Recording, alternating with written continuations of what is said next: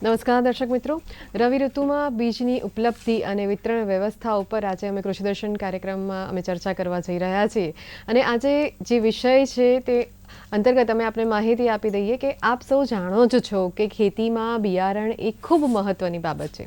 જો બિયારણ નબળું હોય કે ઓછી ગુણવત્તા ધરાવતું હોય તો ખેડૂત મિત્રો અસરકારક ઉત્પાદન પણ મેળવી નથી શકતા અને હાલમાં રવિ પાકોનો વાવેતર માટે પણ ખેડૂત મિત્રોએ શરૂઆત કરી જ દીધી હશે. ત્યારે કેવી ગુણવત્તાવાળું, કયા પ્રકારનું બિયારણ વાપરવું અને તે ક્યાંથી પ્રાપ્ત થશે તે વિશે માર્ગદર્શન આપવા માટે ડીડી ગિરનારના સ્ટુડિયોમાં અત્રે પધાર્યા છે ડૉક્ટર PR સોડવડિયા સાહેબ. તેઓ શ્રી માર્કેટિંગ મેનેજર તરીકે ગુજરાત રાજ્ય બીજ નિગમ લિમિટેડ ખાતે તેઓ ફરજ બજાવે છે. તો આવો આજના વિષયના સંદર્ભમાં તેમની પાસેથી વિશેષ માહિતી મેળવીએ. નમસ્કાર સોડવડિયા સાહેબ, ડીડી ગિરનારના સ્ટુડિયો અને કૃષિ દર્શન કાર્યક્રમમાં આપનું હાર્દિક સ્વાગત કરીએ છીએ. આજનો વિષય ખેડૂત મિત્રો માટે પણ ખૂબ મહત્વનો સાબિત થશે અને એ માટે એટલું કહી શકાય કે ખેડૂત મિત્રોએ પણ હાલમાં રવિ પાકોના વાવેતરની શરૂઆત કરી દીધી છે. તો એક નિષ્ણાત તરીકે શું માર્ગદર્શન આપશો કે કયા કયા રવિ પાકોનું વાવેતર આપણા ગુજરાત રાજ્યમાં થઈ રહ્યું છે, શું કહેશો આપ? હાલ આપણે જે ગુજરાતની અંદર જે છે રવિ પાકોની વાત કરીએ તો ગુજરાતની અંદર રવિ પાક છે એ ખરીફમાં જે પાછોતરા વરસાદ પડતા હોય તો એના આધારે જે છે એ વિસ્તારની અંદર વધઘટ થતી હોય છે. હવે 3 સિઝનની જો વાત કરીએ તો ખરીફ, રવિ અને ઉનાળો, આમ 3 સિઝનનું કુલ મળી અને 175 લાખ હેક્ટરની અંદર જુદા જુદા પાકોનું ગુજરાતની અંદર વાવેતર થતું હોય છે. એમાં રવિ પાકની અંદર 47 લાખ હેક્ટરનું વાવેતર થાય છે. હવે આ જો પાકવાર જો આપણે વાત કરીએ તો મુખ્ય પાકની અંદર જે ઘઉં છે તો ઘઉંનું લગભગ 13 લાખ હેક્ટર જેવું વાવેતર થતું હોય છે. ત્યારબાદ ચણા છે તો ચણા 8 લાખ હેક્ટર છે. જીરું છે એ જીરું 4 લાખ હેક્ટર જેવું જીરુંનું વાવેતર થતું હોય છે. ત્યારબાદ આપણે રાઈની વાત કરીએ તો રાઈ છે તો રાઈ લગભગ 2 લાખ હેક્ટર જેવું રાઈનું વાવેતર થતું હોય છે. ત્યારબાદ જે 1 લાખ હેક્ટર જેવા પાકો વાત કરીએ તો મકાઈ છે, બટાટા છે તો બટાટા પણ 1 થી 1.25 લાખ હેક્ટર જેવું વાવેતર થાય છે. ધાણા પણ 1 થી 1.25 લાખ હેક્ટર જેવું વાવેતર થતું હોય છે.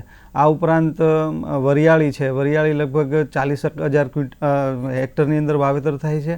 આ ઉપરાંત ડુંગળી છે તો ડુંગળી 60,000 હેક્ટરની અંદર વાવેતર થાય છે. ત્યારબાદ શેરડી છે, સુવા છે, લસણ છે, ઈસબગુલ છે, જુવાર છે, આ બધા પાકો જે છે એ વધતા ઓછા પ્રમાણમાં આ પાકોનું છે એ વાવેતર થતું હોય છે. બરાબર, ખૂબ સરસ આપે માહિતી આપી.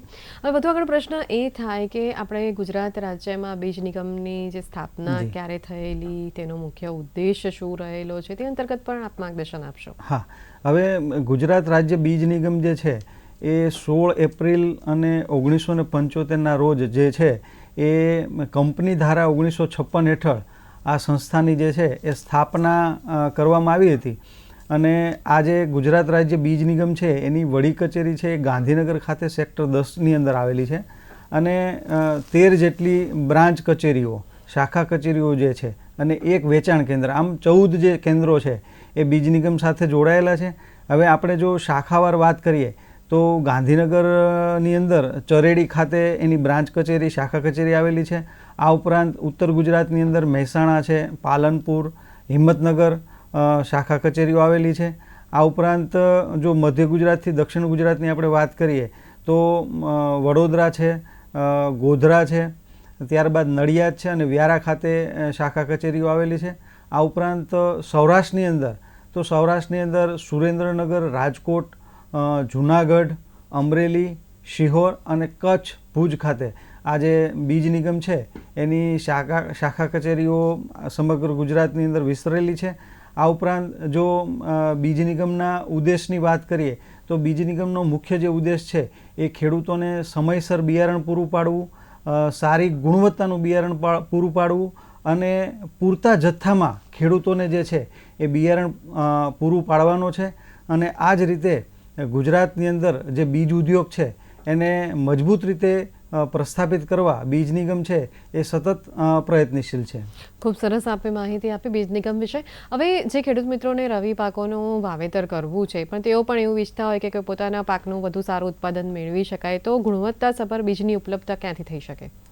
હવે આપણે જે ગુણવત્તાસભર બિયારણની વાત કરીએ તો ગુજરાત રાજ્ય બીજ નિગમ છે એ એમની પાસે 3 સિઝનનું કુલ મળી એટલે કે ખરીફ, રવિ અને ઉનાળુ આમ ત્રણેય સિઝનનું થઈને લગભગ 2.5 લાખ ક્વિન્ટલ કરતાં પણ વધારે જે બીજ છે એ ખેડૂતોને ઉપલબ્ધ કરાવે છે.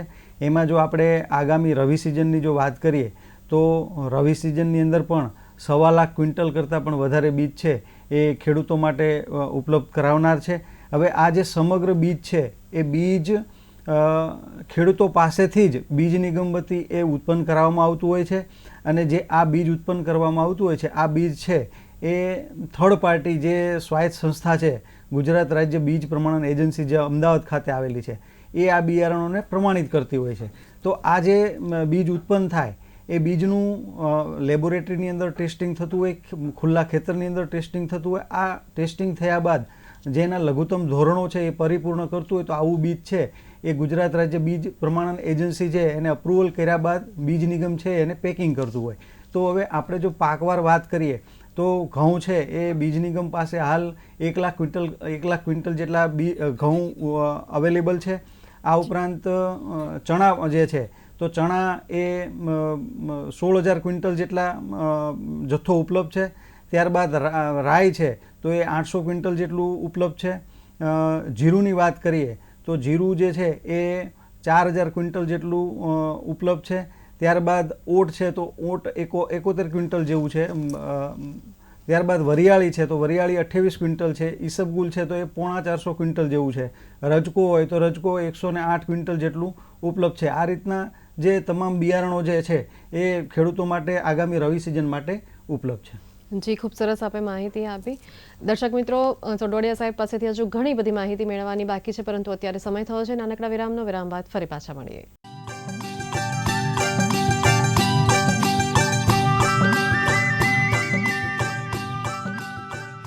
દર્શક મિત્રો, વિરામ બાદ આપ સૌનું હાર્દિક સ્વાગત છે. આજનો વિષય છે રવિ ઋતુમાં બીજની ઉપલબ્ધિ અને બીજ વિતરણ વ્યવસ્થા. આવો ચર્ચાનો દોર આગળ વધારીએ.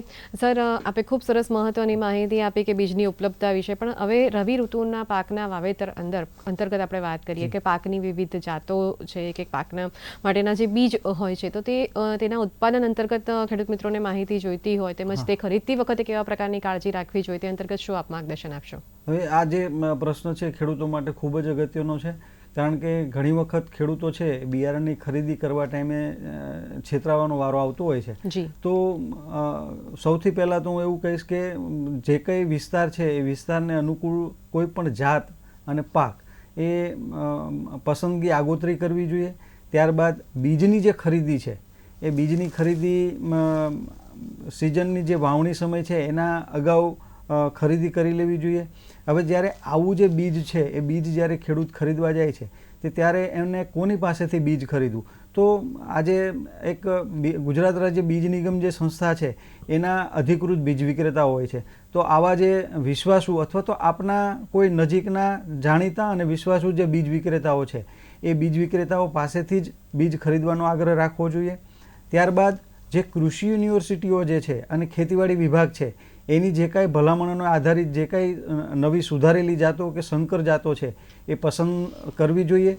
ત્યારબાદ સંકર જાતો છે એ સંકર જાતોનું બિયારણ જે છે એ દર વર્ષે નવું ખરીદવાનો આગ્રહ રાખવો જોઈએ અને ખાસ પ્રમાણિત થયેલા જે બિયારણો છે એ બિયારણો ખરીદવાનો આગ્રહ રાખવો જોઈએ. હવે જ્યારે કોઈ પણ ખેડૂત જ્યારે આ બીજ વિક્રેતા પાસે બીજ ખરીદવા જાય છે ત્યારે એને ખાસ જે કાળજી રાખવાની હોય છે એમાં સૌપ્રથમ તો જે બીજનું પેકેટ છે બીજનું પેકેટ કોઈ જગ્યાએથી તૂટેલું નથી એ ખાસ ચકાસી લેવું જોઈએ. પછી જ્યારે પ્રમાણિત બીજ જ્યારે ખેડૂત કોઈ પણ બીજ વિક્રેતા પાસેથી ખરીદવા જાય છે ત્યારે એક ખાસ તમે જોજો કે આવા પ્રમાણિત બિયારણ ઉપર 2 ટેગ લાગેલી હોય છે. એટલે કે એક જે ટેગ હોય છે એ ટેગ ગુજરાત રાજ્ય બીજ પ્રમાણન એજન્સીની લગાવેલી હોય છે અને બીજી ટેગ જે છે એ બીજ ઉત્પાદક જે કોઈ કંપની છે ગુજરાત રાજ્ય બીજ નિગમ હશે તો ગુજરાત રાજ્ય બીજ નિગમની એક ટેગ લાગેલી છે. જો ફાઉન્ડેશન કક્ષાનું બીજ હશે તો એની અંદર વ્હાઇટ કલરની ગુજરાત રાજ્ય બીજ પ્રમાણન એજન્સીની ટેગ લાગેલી હશે અને જો સર્ટિફાઈડ કક્ષાનું બિયારણ હશે તો એની અંદર અજુરે બ્લુ કલરની ટેગ છે એ ટેગ લાગેલી છે અને ઓપેલ ગ્રીન કલરની જે ટેગ છે એ ઉત્પાદક કંપનીની હોય છે. એટલે કે આવી 2 ટેગ જે છે એ બિયારણની થેલી ઉપર સુરક્ષિત છે કે નહીં એ ખાસ ચકાસી લેવું જોઈએ. ત્યારબાદ જ્યારે બીજનું પેકેટ છે તો બીજની પેકેટ ઉપર સામાન્ય જે વિગતો હોય છે વિગતો ખાસ ચકાસવી લેવી જોઈએ જેની અંદર ઉત્પાદન વર્ષ હોય છે, ઉત્પાદક કંપનીનું નામ હોય છે, ત્યારબાદ પાક છે, જાત છે, એનું કયું સ્ટેજ છે, ફાઉન્ડેશન છે કે સર્ટિફાઈડ છે, આ ઉપરાંત એનું જે વજન છે, આ સમગ્ર બાબતો ચકાસવી જોઈએ. ત્યારબાદ આપણે જે રીતના દવા મેડિકલની અંદર ખરીદતા હોઈએ છીએ ત્યારે એની એક્સપાયરી ખાસ ચકાસતા હોય છે. એ જ રીતના બિયારણની અંદર જે છે એની ખાસ વેલિડિટી ચકાસવી જોઈએ. કોઈ પણ જે બિયારણો હોય છે એની જે વેલિડિટી હોય છે એ 9 મહિનાની હોય છે.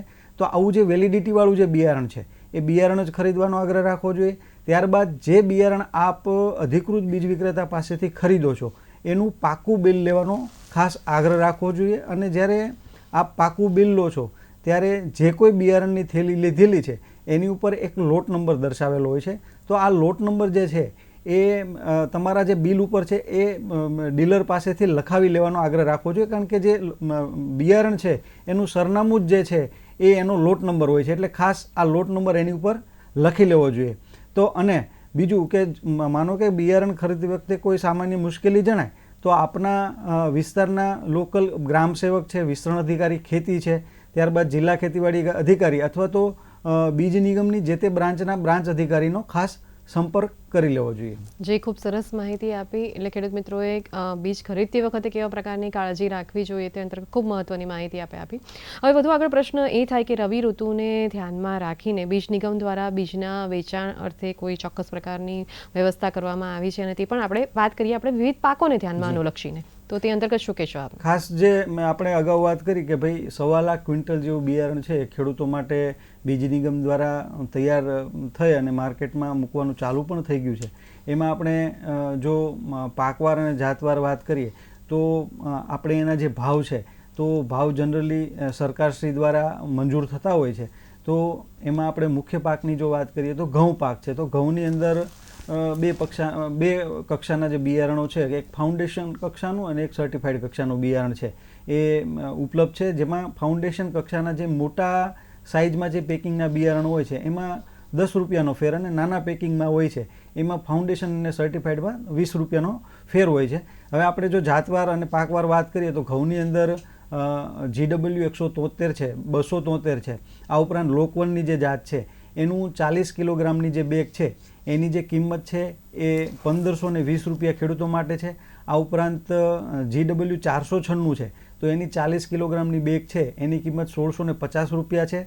અને ત્યારબાદ જે નવી જાતો છે કે જેના 10 વર્ષ કરતાં સમય ઓછો થયો છે એવી જે જાતોની આપણે વાત કરીએ તો GW 451 છે, ત્યારબાદ GW 463 છે, GW 11 છે, ત્યારબાદ GDW 1255 છે. આ જે નવી જાતો છે એ નવી જાતોની કિંમત પણ 40 કિલોગ્રામની બેગની જે છે ખેડૂતો માટે એ 1650 રૂપિયા છે. ત્યારબાદ ચણાની જો વાત કરીએ તો ચણાની અંદર ગુજરાત 1, 2 અને 3 આ જે જાતો છે એનું 25 કિલોગ્રામની બેગની જે કિંમત છે એ 1600 રૂપિયા છે. ત્યારબાદ જે નવી જાતો છે 5 નંબર અને 6 નંબર તો એમની પણ કિંમત એ 1600 રૂપિયા છે. ત્યારબાદ જીરુંની આપણે વાત કરીએ તો 4 નંબર અને 5 નંબરનું જીરું છે એ ઉપલબ્ધ છે. એમાં 4 નંબરની ખાસ વાત કરીએ તો 2 કિલોગ્રામ પેકિંગની જે કિંમત છે એ 1310 રૂપિયા છે. હવે આની અંદર 5 કિલોગ્રામનું પેકિંગ પણ ઉપલબ્ધ છે. ત્યારબાદ આપણે વાત કરીએ તો ઓટની વાત કરીએ તો ઓટની અંદર છે કેન્ટ વેરાયટી અને ઓઇલ 1802 જે વેરાયટી છે એ 25 કિલોગ્રામની જે કિંમત છે એ 1650 રૂપિયા છે. ત્યારબાદ આપણે રાયડાની વાત કરીએ તો રાયની અંદર ગુજરાત 1, 2 અને NRCHB 101 જે જાત છે આની જે કિંમત છે રાયની એ 1 કિલોગ્રામની 120 રૂપિયા અને ફાઉન્ડેશનની 140 રૂપિયા છે. આ ઉપરાંત જે નવી જાતો છે 4 નંબર અને GDM 3 નંબર અને GDM 4 જે નવી જાતો છે એની પણ કિંમત 120 રૂપિયા પ્રતિ કેજી છે. ત્યારબાદ ઈસબગુલની વાત કરીએ તો ઈસબગુલ જે છે એ 2 કિલોગ્રામના પેકિંગની અંદર 650 રૂપિયા ભાવ છે. ત્યારબાદ રજકો છે તો રજકાની અંદર પણ આણંદ 2 અને આણંદ 3 જે જાત છે એની જે કિંમત છે એ 700 રૂપિયા પ્રતિ 2 કિલોગ્રામની એનો ભાવ છે. ત્યારબાદ વરિયાળી છે તો વરિયાળી 11 નંબર અને 12 નંબરની ઉપલબ્ધ છે. એની પણ જે કિંમત છે એ પ્રતિ કેજી છે એ 350 રૂપિયા જેવી છે. બરાબર. એટલે ખેડૂત મિત્રોએ બીજ નિગમના અધિકૃત વિક્રેતા પાસેથી ખરીદવાનો વધુ આગ્રહ રાખવો જોઈએ તે ગાઉં તેવું કહી શકાય. આપે ખૂબ સરસ માહિતી આપી. દર્શક મિત્રો, સોઢવડિયા સાહેબ પાસેથી હજુ ઘણી બધી માહિતી મેળવવાની બાકી છે પરંતુ સમય થયો છે. વધુ એક નાનકડા વિરામ બાદ ફરી પાછા મળીએ.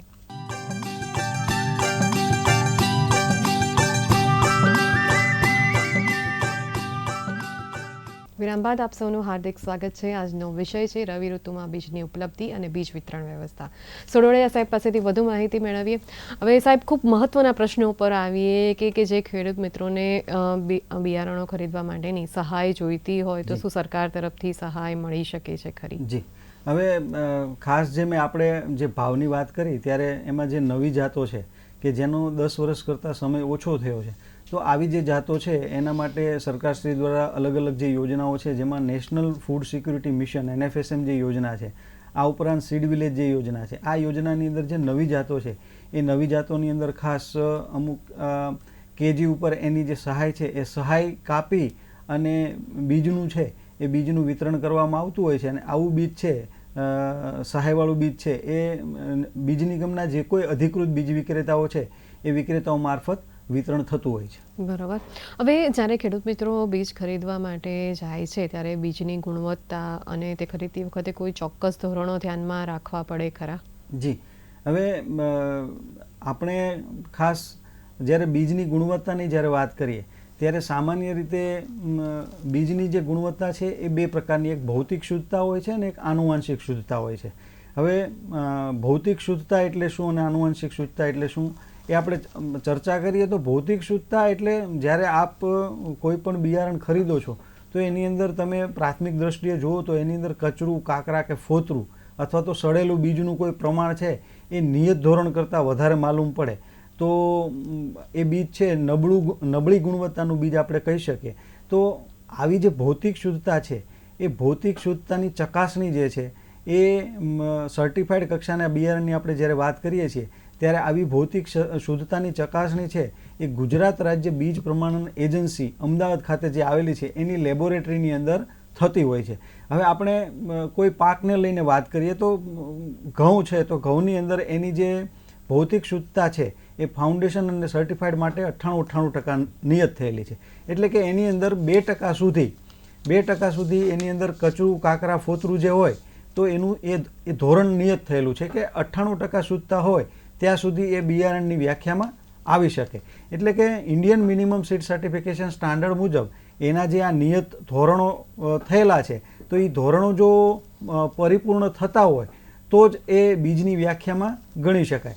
તો આ 98% એટલે કે એ પ્યોર સીડ છે એવું કહી શકાય. ત્યારબાદ બીજા પાકના બીજ છે તો એ સર્ટિફાઈડની અંદર 20 અને ફાઉન્ડેશનની અંદર 10 અથવા અન્ય નિંદામણના જે બીજ છે એ સર્ટિફાઈડની અંદર 20 અને ફાઉન્ડેશનની અંદર 10 આ એના ધોરણો નિયત થયેલા છે કે એનાથી વધારે પ્રમાણમાં હોય તો આવું બીજ છે એ ગુણવત્તાનું નબળું ગણી શકાય.